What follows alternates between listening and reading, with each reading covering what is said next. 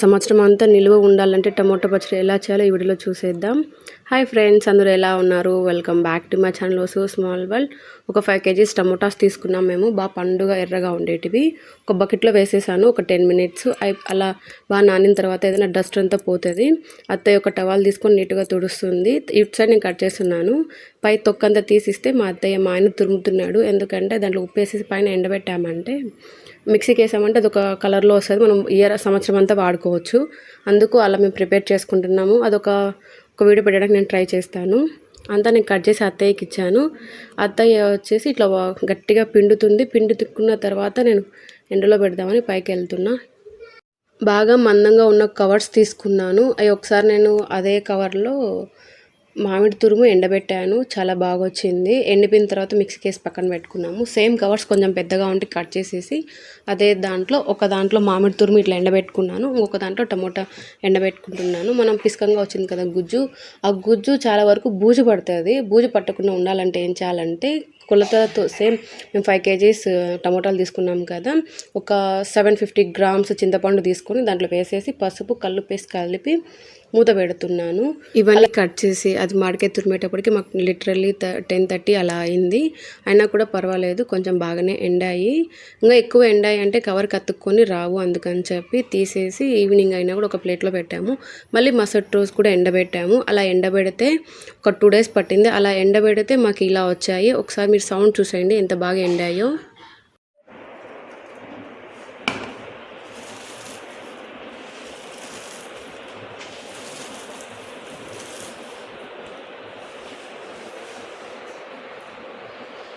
అలా ఎండబెట్టిన దాన్ని నేను మిక్సీకి వేసాను. ఇది కారపొడి కాదు. మీరు బాగా చూస్తే మధ్యలో టమాటా సీడ్స్ కనిపిస్తూ ఉంటాయి.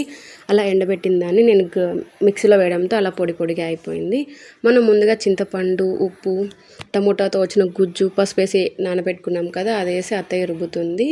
తర్వాత ఇది ఎండబెట్టిన టమోటా పొడి ఉంది కదా, ఆ పొడి, కల్లుప్పు అవి కూడా వేసి రుబ్బుతూ ఉంది. అత్తయ్య ఇటు సైడ్ రుబ్బేలోపు నేను మెంతు పొడి, కొంచెము ఆవాలు ఉంటాయి కదా, ఆవాలు కూడా లైట్గా ఫ్రై చేసి పెట్టొచ్చాను. అవి కొంచెం చల్లారిన తర్వాత నేను మిక్సీకి వేసుకొని తీసుకొని వస్తాను. ఈ కారపొడి అనేది మేము మిరపొడి తీసుకొని ఆడించుకుంటాము కాబట్టి ఎర్రగా ఉంటుంది. మా ఇంట్లో మెంతిపొడి యూజ్ చేయడం చాలా ఎక్కువ. తిరువాతల్లో ప్రతి ఒక్క దాంట్లో వేసాం కాబట్టి మెంతిపొడి ఎప్పుడు స్టోరేజ్ ఉంటుంది. అయిపోయిందంటే మేము మళ్ళీ రెడీ చేసుకుంటూ ఉంటాము. అత్తయ్య మెంతిపొడి అన్నీ అందాజుగానే వేస్తుంది.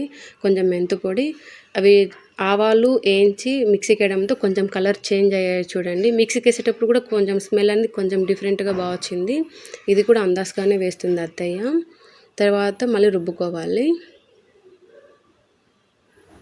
తొందరగా అయిపోతుంది ఎండినేటివి కాబట్టి మిక్సీకి వేయడంతో మాకైతే పచ్చడి తొందరగానే అయిపోయింది, లేకపోతే లేట్ అయిపోతుంది.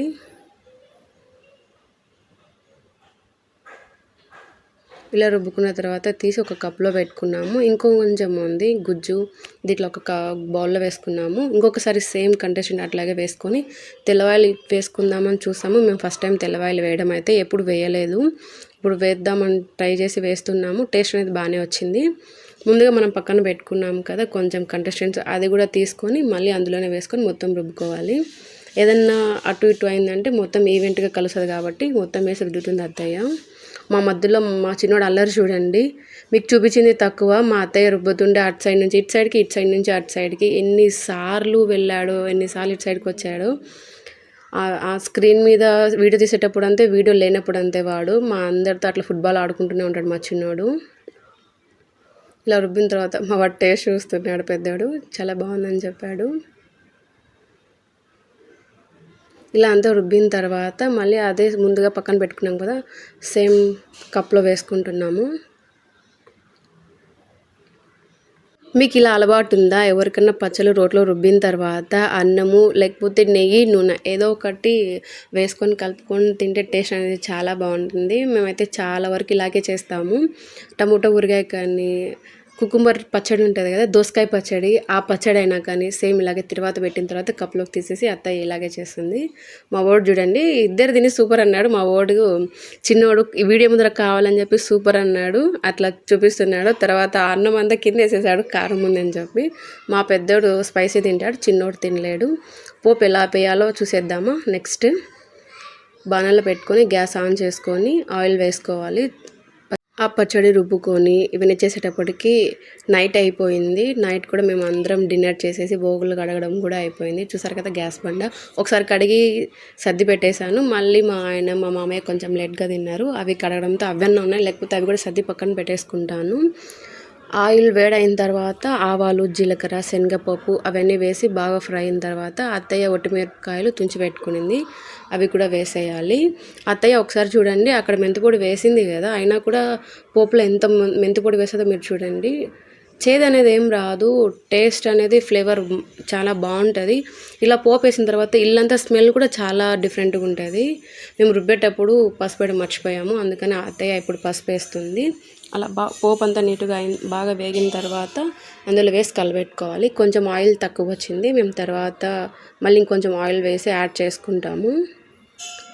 టమోటా పచ్చడి సంవత్సరం అంతా నిలువ ఉండే పచ్చడి ఎలా చేసుకోవాలో ఈ వీడియోలో చూసేసాం కదా. నేను ఊరగాయ కూడా పెట్టాము, మామిడికాయ ఊరగాయ. ఈ వీడియో అయిపోయిన తర్వాత నేను ఒక 2-3 డేస్ తర్వాత మామిడికాయ ఊరగాయ కూడా పెడతాను, మేము ఎలా చేసుకుంటామో అనేది. ఇట్లా వంటలతో పాటు మరిన్ని ఇంట్రెస్టింగ్ వీడియోస్ మన ఛానల్లో ఉన్నాయి. ఇవన్నీ మిస్ అవ్వకుండా మీరు చూడాలనుకుంటే మన ఛానల్ సబ్స్క్రైబ్ చేసుకోండి, వసు స్మాల్ వరల్డ్. సబ్స్క్రైబ్ చేసుకున్న తర్వాత బెల్ ఐకాన్ ప్రెస్ చేయండి. బెల్ ఐకాన్ ప్రెస్ చేయడం వల్ల నేను పెట్టిన నోటిఫికేషన్ మీకు తొందరగా వస్తుంది. లైక్ చేయండి, లైక్ చేయడం వల్ల ఈ వీడియో వేరే వాళ్ళకి షేర్ అవుతుంది. కామెంట్ చేయండి, నేను చేసే ప్రతి ఒక్క వీడియో మీద మీ ఒపీనియన్ నాకు తెలుస్తుంది. Thank you for watching.